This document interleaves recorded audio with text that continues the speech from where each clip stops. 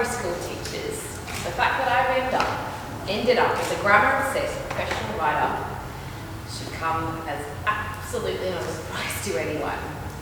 Hi, I'm Lizzie McCauley, and I'm here to confess. I care deeply about the difference between there, and there. Guilty. I grew up in the beautiful Southern Highlands of New South Wales. I went to uni in Wollongong, just down the road from where I grew up.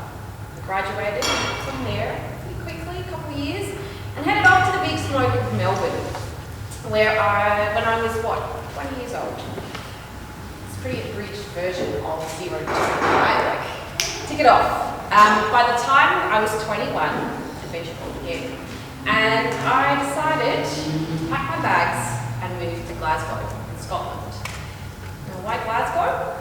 Well, aside from a pretty healthy obsession with British telly when I was growing up, you know, Terence Love, Gill, Monica de Glen, and all these things that were just steeped in just deep British culture, and kind of a sucker for a British accent, that helped as well. Came down to a process of elimination. Why Glasgow? Well,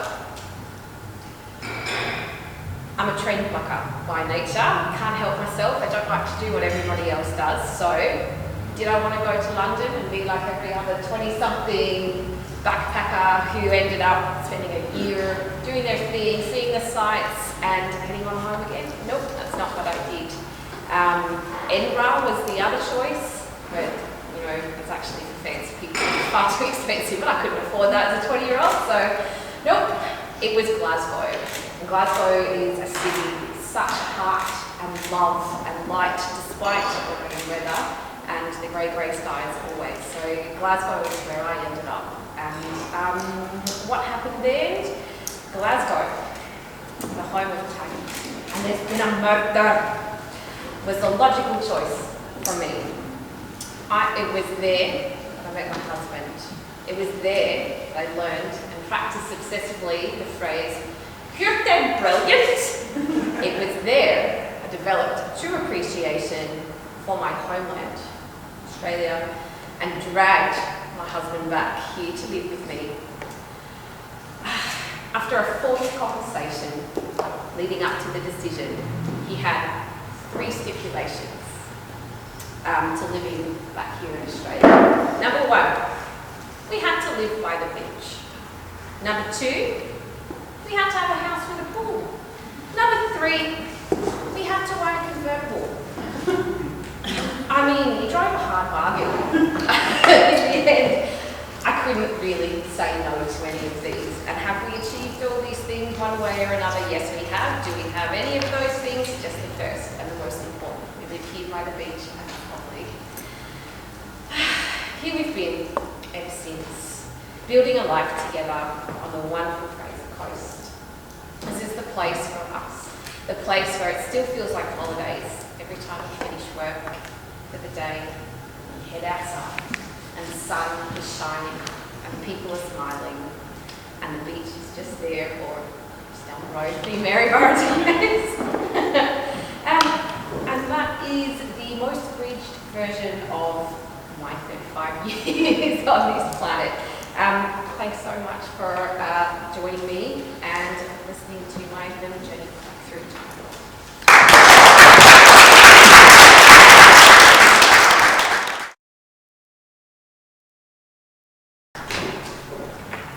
I'm Cecilia. My parents named me after Saint Cecilia.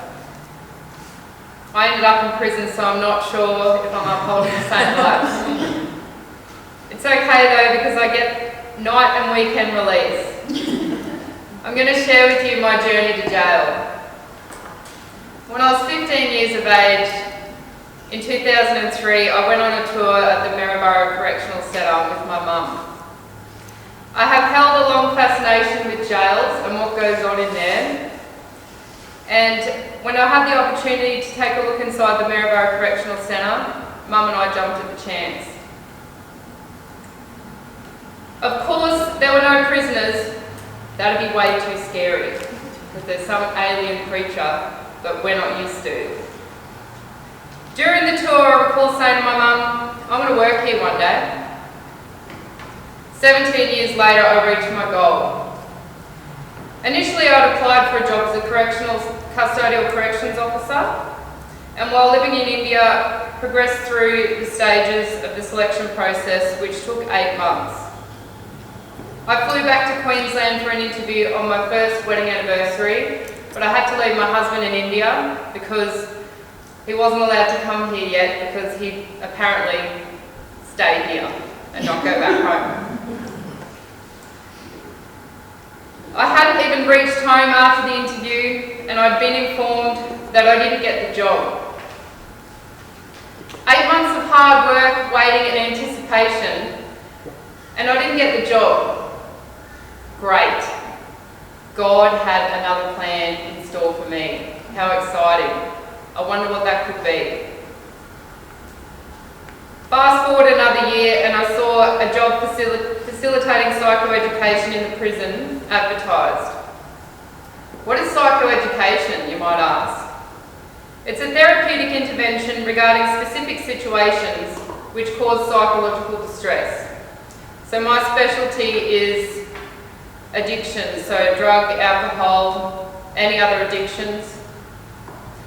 I basically facilitate groups of 15 men. I stand in front of a group of 15 men staring at me. Together we unpack aspects of their life and provide strategies to better cope with stress.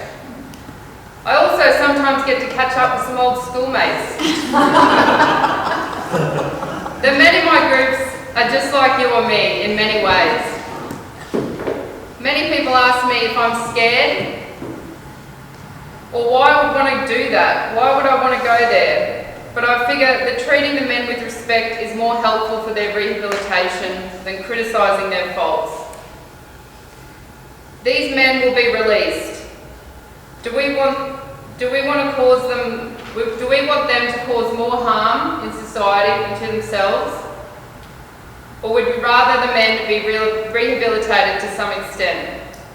My goal is the latter. I see it as a privilege to be part of the lives of these people who are incarcerated.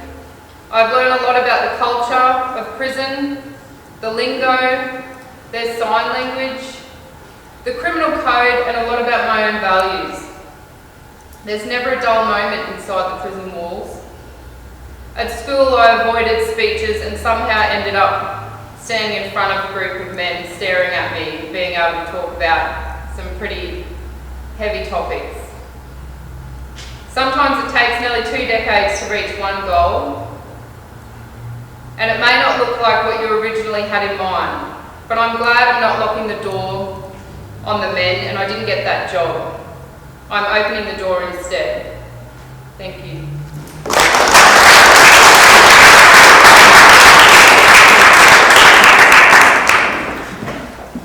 Thank you, Cecilia.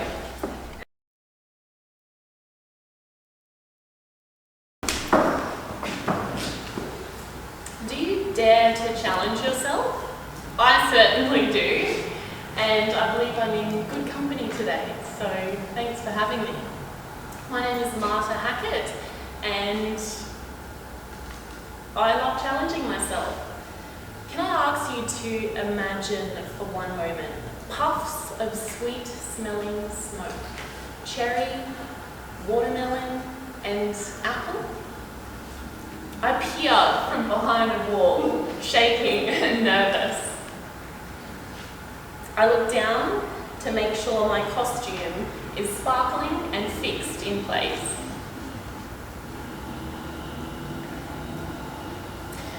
And I take a deep breath. Nice big inhale and exhale slowly.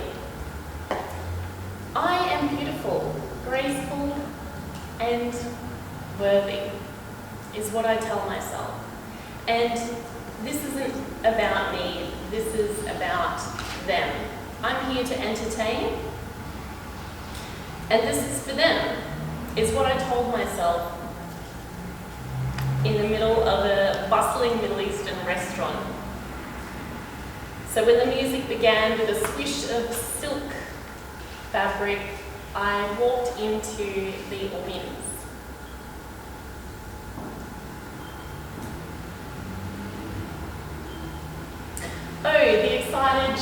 Hafiz, the Yallas, the Habibi, and the Zagarits is all Middle Eastern cheers for joy and happiness and encouragement. So I danced through the audience, I shimmied and enjoyed the presence and the atmosphere. If you aren't sure yet, I'm a professional belly dancer and I've been dancing for over 17 years and I absolutely love it. So this was the kind of weekly nights that I had over in Perth in Western Australia, performing at the most popular venues, so shisha lounges, bars and restaurants. But sadly all this suddenly came to an end in March last year when COVID hit Australia and everyone's lives kind of went a bit haywire. So I was forced to move back to the Fraser Coast earlier than intended. And luckily for me, the university that I was attending at the time allowed me to continue my studies in graphic design, all online. So I wasn't hindered, I was still able to finish my journey through graphic design. And now I'm pleased to say that I have landed a great job which allows me to create the signage across the Fraser Coast. From my experience, it seems that challenges lead you to the best places in life. So, will you dare to challenge? Thank you.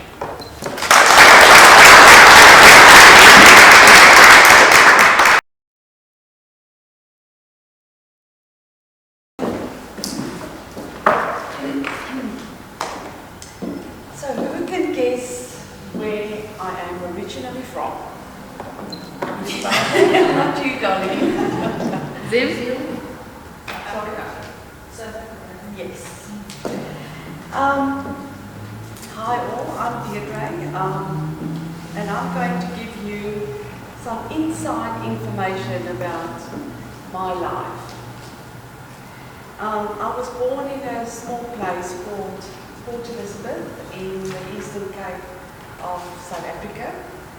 Lived there for 30 years. My first move out of Port Elizabeth was an international move. So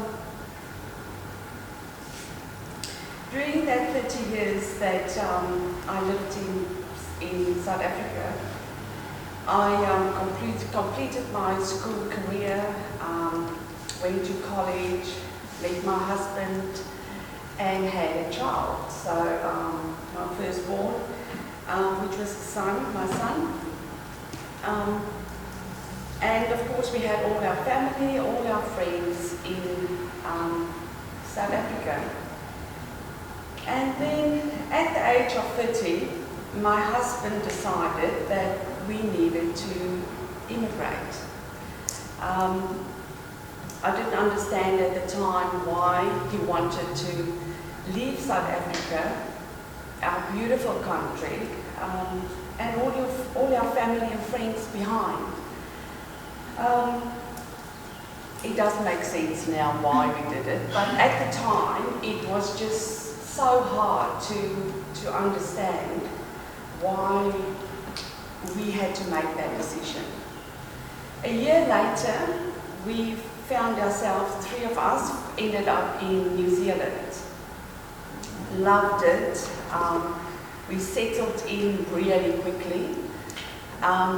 Started working, had a house. My son started school. It felt like home. It just felt like it was so familiar or so similar than South Africa.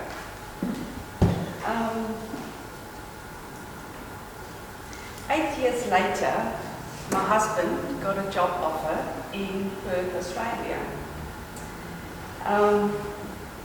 During the time that we lived in New Zealand, he constantly applied for work in Australia, and I said, well, if you get a job in Perth, I'll move. If not, I'm not moving. So the reason for that was Perth was closer to South Africa. So, so he kept on trying and got a job in Perth. So I had to move. So once again, we packed up and immigrated to Australia. By then, there was 4 of us. It was myself, my husband, my son, and my daughter. So by the time we got to Australia, or the day we arrived in Perth, it was in December of 2006. On a 42-degree day from New Zealand. It wasn't pleasant, but all I could think was, what have we done? But we were there. Quickly we settled in again. My son started an apprentice, he was finished with school, and my daughter started kindy. During the time in Perth,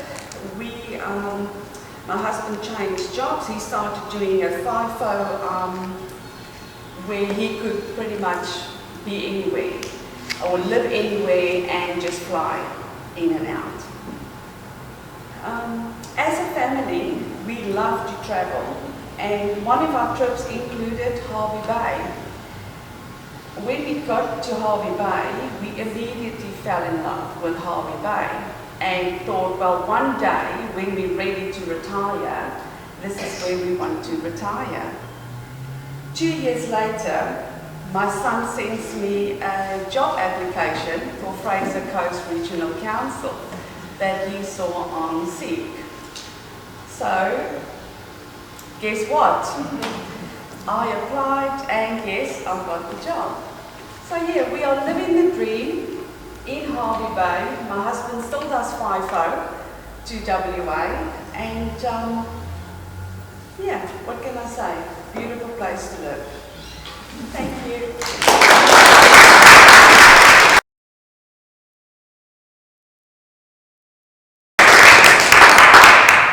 Good morning, everybody. Just a little bit to let you know about myself. And my dreams came through hard work and a little bit of luck. From the start, I was born in Melbourne in 1979. I have 2 younger brothers and 2 loving parents that gave us an unbelievable childhood. We did a number of sports as kids, whatever we wanted to do: basketball, tennis, karate. We spent a lot of time holidaying and a lot of time camping, which is very enjoyable. I went to school locally there, and once I graduated in 1997, I started an apprenticeship as a mechanic. I like working with my hands and fixing things, so it was a good trade for me to do, giving me a real sense of achievement.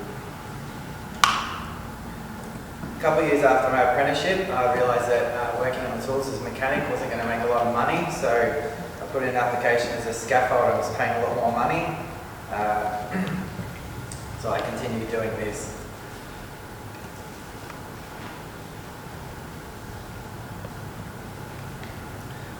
During those years, I met a friend of mine, and she was travelling to Queensland. Started doing a little bit of research and saw that Queensland were looking for scaffolders. So, as I've been there the year before and remembered just that warm sunshine, I thought I'd like to go there and give that a go. So, travelled up there and started scaffolding. The only catch with that is that I moved to Cairns in wet season, so I soon found out there wasn't too much sunshine for a few months.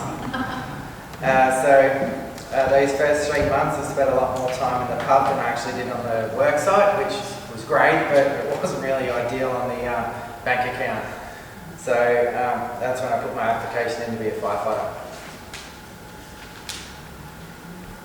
This wasn't going to happen overnight, so I had to be a mechanic again, and this is what I did for a few years while I was waiting to get in the job. In early 2014, a friend of mine, Carmen, who I call Cupid, she was persistent on setting me up with one of her friends. Her hard work paid off, and later that year, I met my lovely wife, Peter.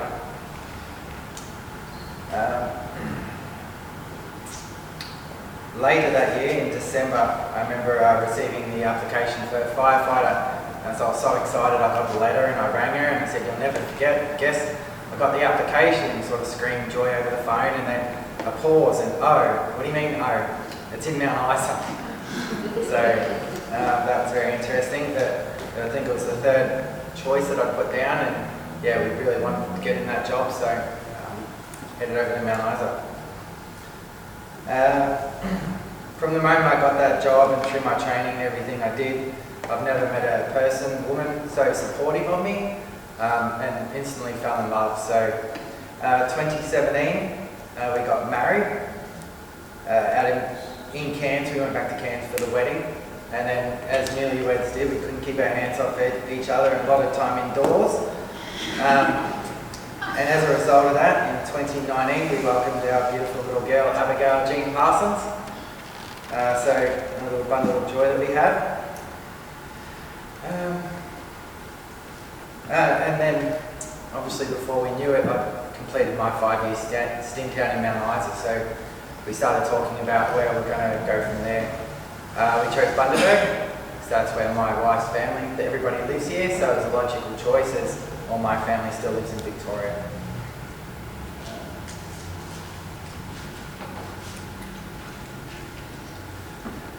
So we moved here, we rented a house, and 4 months ago we found our dream home. We put an offer and we got it. So we've got a 1 acre property out in Branyan. We've started doing some veggie gardens, some chook houses, and yeah, everybody's really happy out there and it's great. Last week we celebrated my baby little girl's second birthday, so we had jumping castles and all the kind of fun stuff on the big property and everybody running around. So everything's just great, and that's my life, and yeah, we're really happy. So thank you, everybody.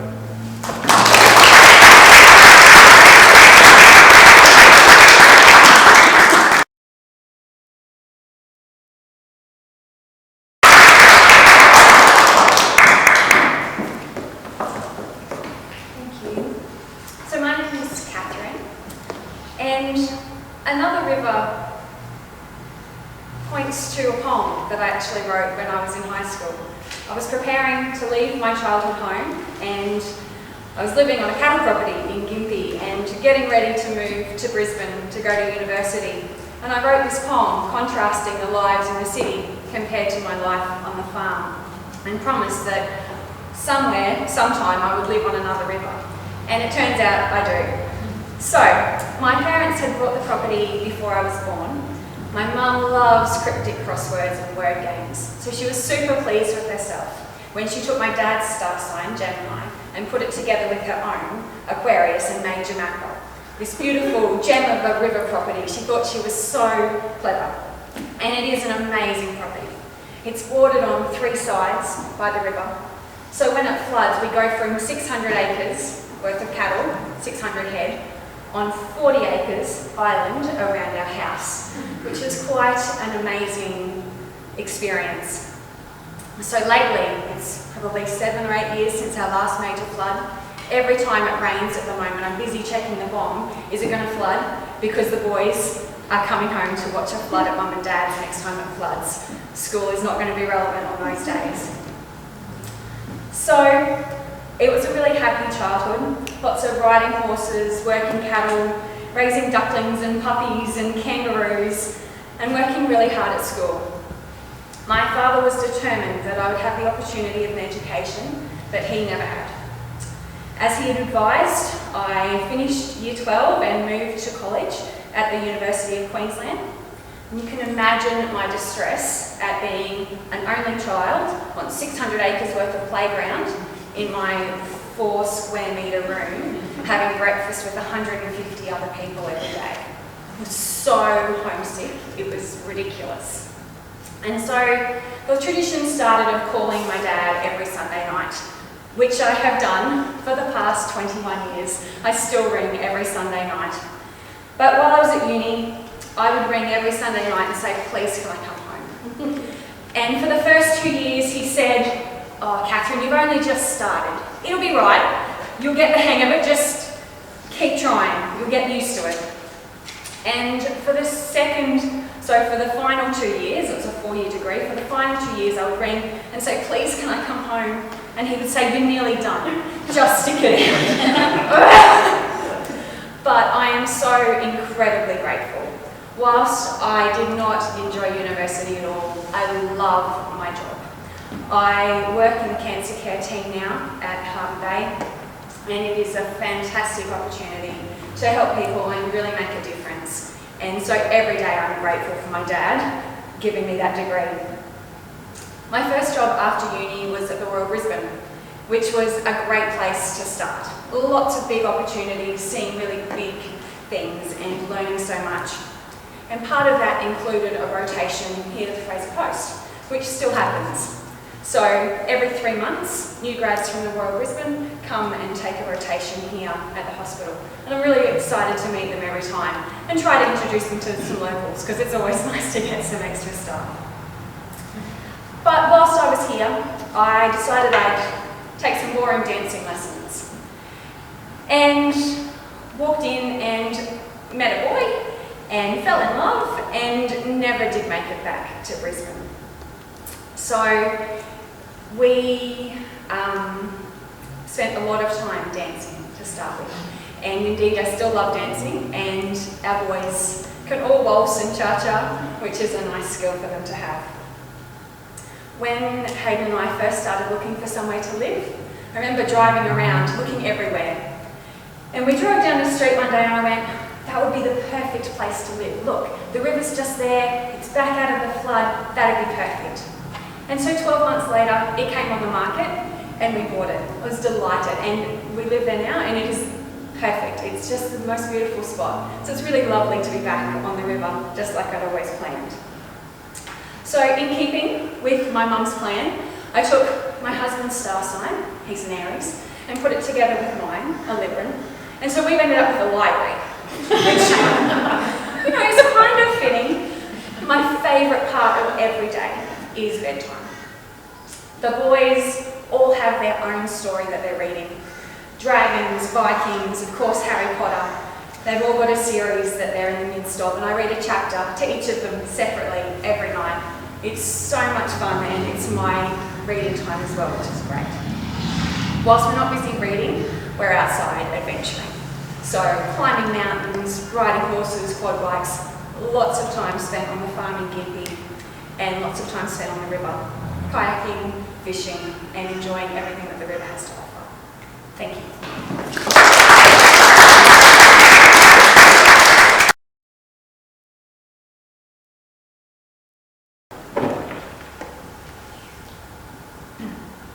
Good morning. My name is Radka and I'm originally from the Czech Republic. Till I completed my uni studies, my life was pretty ordinary. I was expected to become an accountant and settle down. However, I had a different idea. I decided, it's too early to have a proper job. Let me do some traveling. So I went over to the UK to learn English, because English is not my first language. The plan was to stay for 6 months. From 6 months, it became 8 years. During this time, I met my exotic hubby from down under. In 2008, he took me for holidays to show me Australia. It was really hard. It was all these beautiful beaches and the weather. So I said, okay, I think we can move. So in 2010, we came over. I needed to get over many challenges, such as house on chicken legs, Queenslanders. The life was not like in Metro series. There were no cowboys walking in the streets, and people didn't wear shoes in shopping centers. I had many questions about the environment, the flora and fauna. Unfortunately, I was too old to join Scouts. Instead, I signed up to university and I started to study environmental science. In the meantime, we moved from Brisbane to Mackay and a couple of years later to Rockhampton, where we renovated our own house on Chicken Legs. We have our first boy, George, and a couple of years later, a daughter, Elizabeth. Due to hubby's job offer, we moved to Vandenberg and started to look for our dream home, dream property. We found our paradise in Elliot Heads, and that happened 2 years ago. Now I'm having my own cowboy in the backyard and pursuing my career in environmental science. Thank you.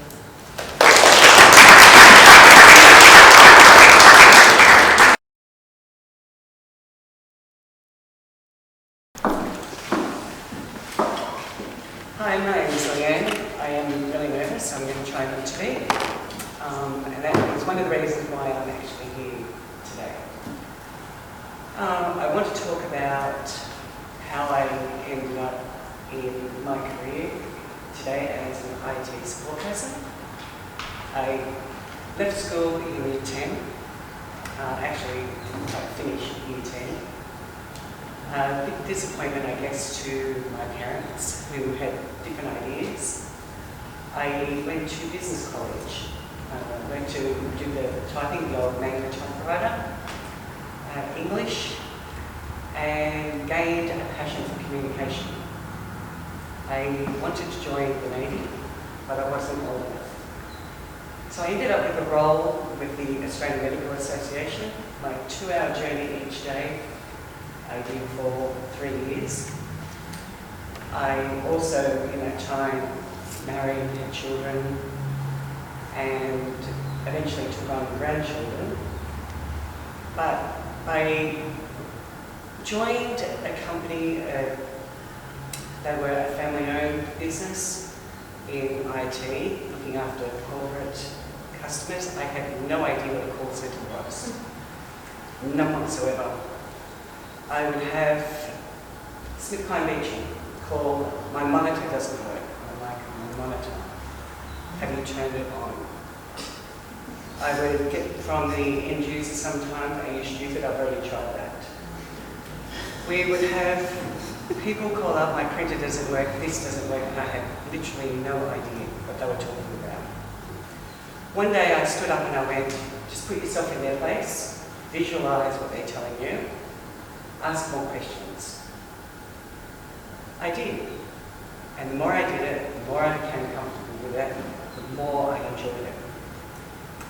I had the opportunity then to move on to a help desk role, which is slightly different. Taking in calls, being able to resolve calls over the phone, and just still thoroughly enjoy what I do. People contact. I'm a passionate person about helping people. My mother wanted me to be a nurse, just like she was. It's definitely not my cup of tea. But in saying that, I really am a passionate IT support person. While ever I have that customer contact, I will be really happy continuing what I'm doing. Thank you.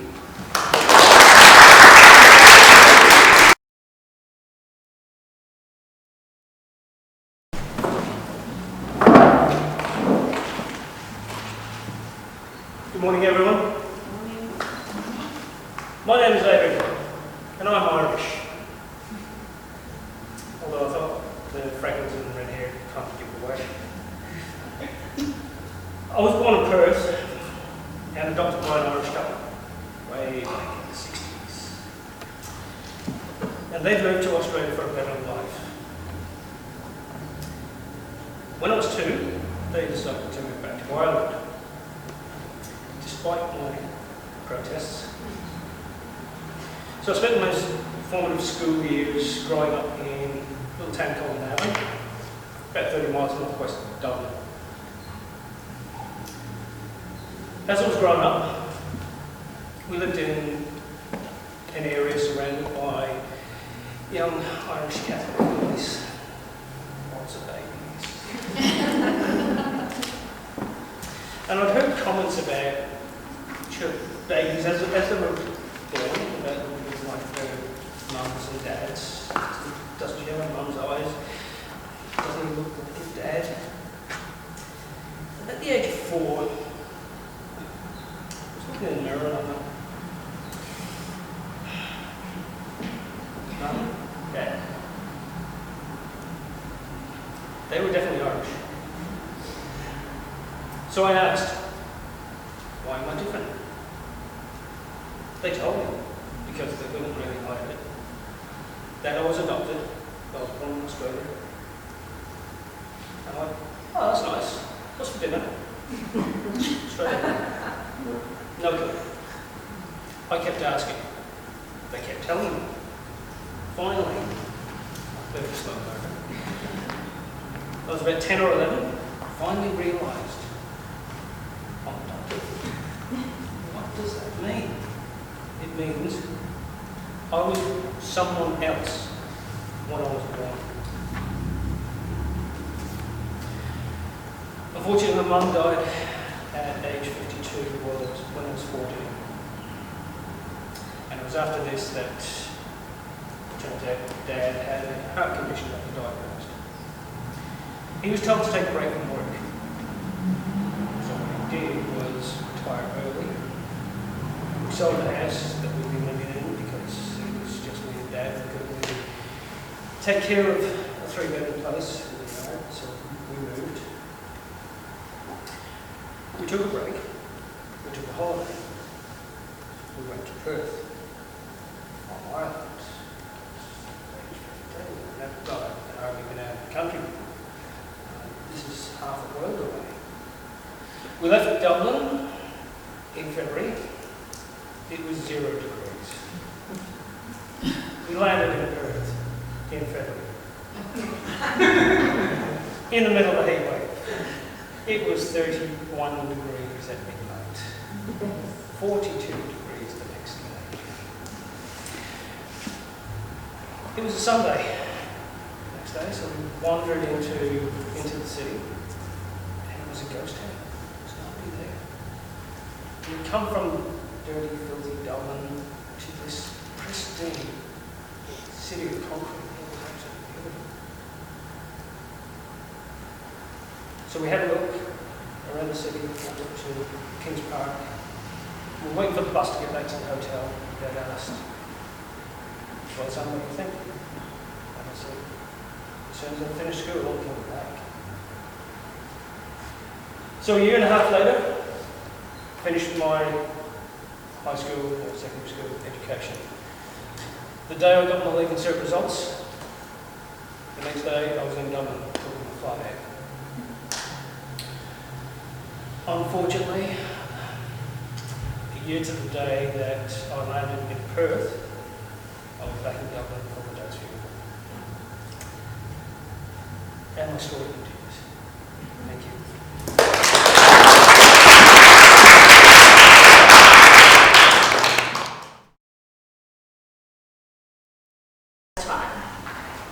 These are the words that I remember my dad always telling me when I was growing up.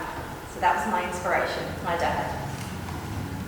I was born in Penrith, and not long after we moved to Queensland, and I grew up in the beautiful Cleveland with my 3 brothers and sisters. I was the youngest. My parents owned their own business, so they worked a lot. So I saw my dad. He worked very hard. He worked long hours, and he was just inspiring to me how much he was determined. But he always kept us happy. We might have worked a lot, but he also made it fun for us. We always went camping, we always went on trips. He actually worked over on Stradbroke Island, so we actually spent every second weekend over on Stradbroke Island living at the beach. So great life. But he did have the best work ethics, and I loved it. Sorry, I'm shaking. So my dad's motto was always, if you're going to do it right first time. And that's always stuck in my head. But always have fun as well. He was a strong man, and I could always see that his priorities was always his work and his family. They were always the same. I'll never forget the time, I think I was about 12 or 13, my dad actually broke his collarbone when he was at work. He was a truckie. And he continued his day, and he finished his day, and I couldn't believe it. And it wasn't until about 11 o'clock at night, he finally got home and Mum took him to the hospital. And I just thought, wow, I could never do that. I'm such a weakling. Being the youngest, my dad always had big expectations of me. So, he wanted me to be more than just a truckie, family, living the, we did struggle a lot growing up. So I'll never forget the look on his face when I told him I wanted to be a hairdresser. He was like, I don't know about that. Don't worry, he was very pleased. The week after I did my work experience in grade 10 as a hairdresser, I came home and said, wow, no way, I'm not going to be doing that. And then I actually went on to be an accountant, so God knows how that happened. But he was really pleased. He always supported me growing up. He always encouraged me. Not the smartest person, I'll admit that, but he always pushed me, and it made me the person I am today, so I'm very, very grateful. But 12 years ago, my dad was diagnosed with dementia. He'd actually moved to Maryborough. I was still in Brisbane, so it took him like 20 years to make me move here, and I did. The day he got diagnosed with dementia, I said to my then husband and child, we're moving to Maryborough. There's no ifs or buts, and I don't regret it. Love living here. So the next 5 years was the hardest 5 years of my life, watching the strongest person I know that could live through anything get dementia. He then got Parkinson's, and then he then got cancer. So it was the hardest time of my life, but probably the most inspiring because my dad just fought through it. He fought through it because he wanted to be with his family. And even the doctors were amazed at how long he had survived. So it was so inspiring that even though he was so sick and he didn't know our names or anything like that, but you could always tell he knew who we were. And he just kept fighting just to be with his family, which was just great. Sadly, 4 years ago, he did pass away, but with his loving family by his side. And it's a day I'll never forget.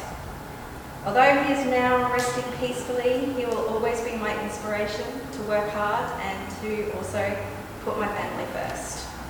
So I'm so glad that my hard work has paid off, and I'm lucky to say that my daughter of 16 years old is also a hard worker and is my inspiration now too.